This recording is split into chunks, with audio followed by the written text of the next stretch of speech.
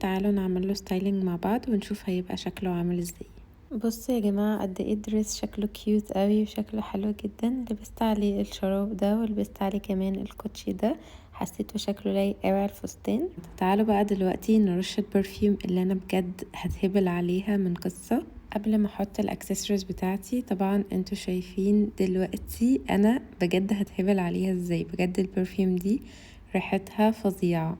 وجبت شوية اكسسوارز كده من شي ان. تعالوا ننقي هنلبس ايه على الدرس. واخترت الاكسسوارز بتاعتي تكون فيها اللون البلاك مع الجولد، حسيته هيكون لايق جدا مع الدرس وبجد طلع شكلهم حلو قوي. واخترت البس كمان الخواتم اللي بتتلبس في العقل دي، اول مرة اجربها فطلعت شكلها كيوت. وده كان شكل الاكسسوارز كلها في الاخر. ولبست الشنطة دي كان شكلها يا جماعة حلو قوي على الدرس، شكلها كيوت جدا. هبقى احط لكم البيج اللي انا جايباها منها. وده كان الفاينل لوك. ما تنسوش تكتبوا لي رأيكم تحت في الكومنتات، ولو عايزين تشوفوا ستايل